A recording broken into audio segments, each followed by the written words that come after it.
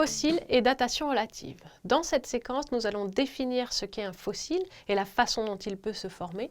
Puis nous verrons comment les fossiles ont été petit à petit compris et utilisés pour dater des événements à l'échelle des temps géologiques, donc remonter à des centaines de milliers d'années, des millions d'années. Et ces fossiles ont été des outils particuliers pour la datation relative, c'est-à-dire placer les événements chronologiquement les uns par rapport aux autres. Je vais y revenir. Donc on va commencer par expliquer ce qu'est un fossile et comment il se forme. On reviendra ensuite sur l'un des précurseurs de cette utilisation des fossiles qui a permis de mettre en place les idées de datation relative.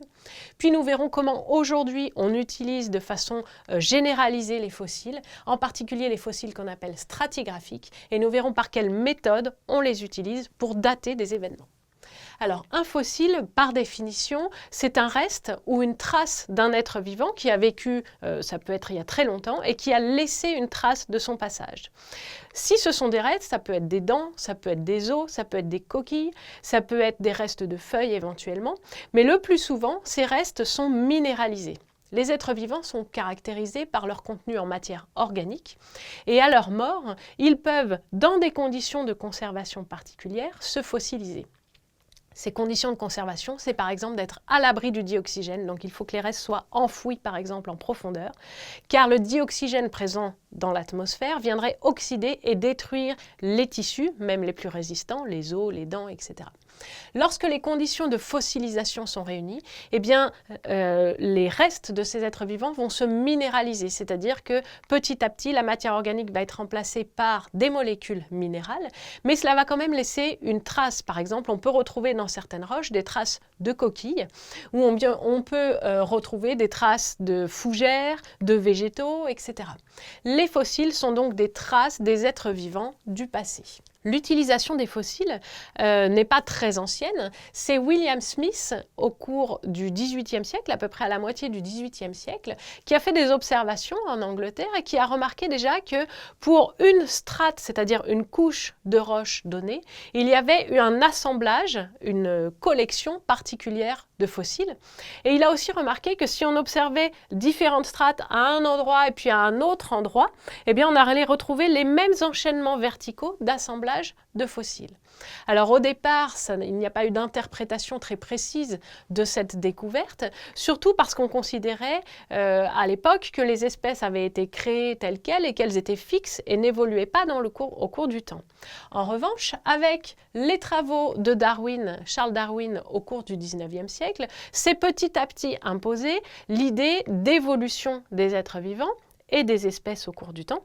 Et si les espèces évoluent au cours du temps, certaines apparaissent, d'autres disparaissent, et alors il devient pertinent de s'intéresser au contenu en fossile d'une strate, d'une couche de roche en particulier. En effet, avec cela, on va pouvoir reconstituer en fait des paléo-environnements. On admet donc petit à petit qu'au cours du temps, l'environnement, donc les conditions physico-chimiques, mais aussi les peuplements, en animaux, en végétaux et en autres êtres vivants, ont pu changer au cours du temps. À partir de ce moment-là, on va essayer de retrouver quel est le peuplement caractéristique de chaque époque. Et c'est ainsi qu'on reconstitue donc ces paléo-environnements. Et donc, à partir de ce moment-là, si on sait à quelle époque correspond un assemblage particulier de fossiles, d'êtres vivants en fait, eh bien on va pouvoir dater une couche en identifiant son contenu, notamment en fossiles. À partir de là, on sait dater, on essaye en tout cas de dater les strates, les couches, et c'est tout le principe de la datation relative, puisqu'en fait on va ordonner dans le temps, on parle d'un ordre chronologique, des strates et donc des événements géologiques en pouvant remonter finalement très très loin en fonction de ce qu'on va trouver comme contenu et notamment comme contenu fossilifère. Aujourd'hui, cette datation relative, elle cherche donc à placer les événements chronologiquement et elle est complétée par la datation absolue qui, elle, va donner une date précise, 300 000 ans, 4 millions d'années, 1 milliard d'années, à un événement géologique particulier. Pour les datations relatives, on va voir maintenant ce qu'on appelle aujourd'hui les fossiles stratigraphiques, on appelle aussi les fossiles pilotes, ou autrement aussi appelés les bons fossiles pour la datation. Alors pour être un bon fossile utilisable pour une datation relative, une espèce doit se retrouver horizontalement à différents endroits. On dit que sa répartition horizontale doit être la plus vaste possible.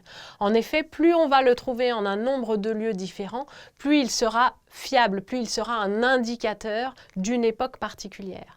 En revanche, il faut qu'il ait une extension verticale la plus limitée possible. En effet, l'extension verticale d'un fossile traduit en fait le nombre de couches dans lesquelles on va le trouver ou l'épaisseur des couches dans lesquelles on va le trouver. Or, plus les couches sont épaisses ou alors plus on le trouve dans de nombreuses couches entassées verticalement, plus ce fossile a vécu pendant longtemps, pendant une période de durée importante. Donc pour dater, on a intérêt à ce que l'extension verticale soit faible, c'est-à-dire que le fossile ait vécu pendant un laps de temps relativement court, et une extension horizontale importante.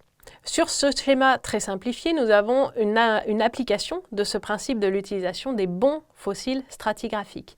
Vous voyez un enchaînement de strates qui sont découpées, mais qui sont reconnaissables par leur couleur et par leur contenu en fossile.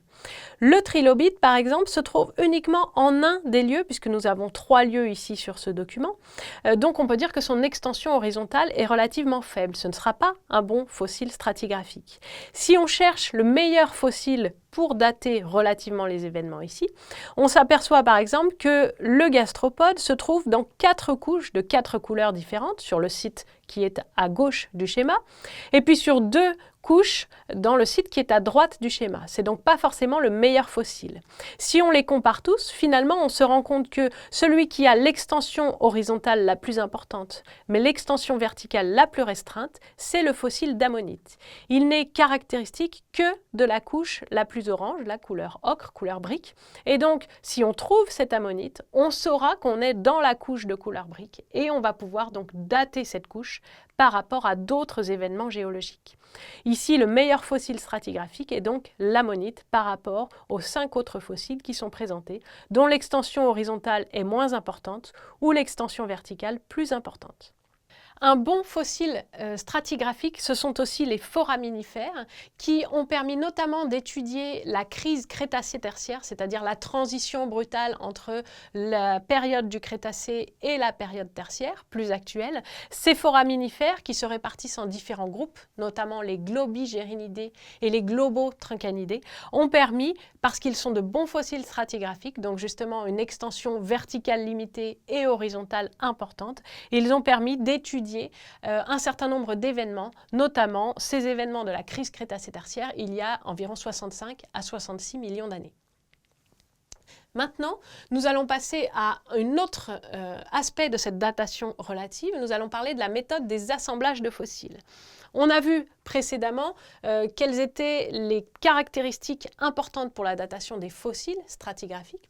On va voir aussi qu'au-delà de l'étude d'un seul fossile, c'est finalement les assemblages fossilifères, c'est-à-dire une collection présentée par une couche, une strate particulière, qui vont être utiles à la datation.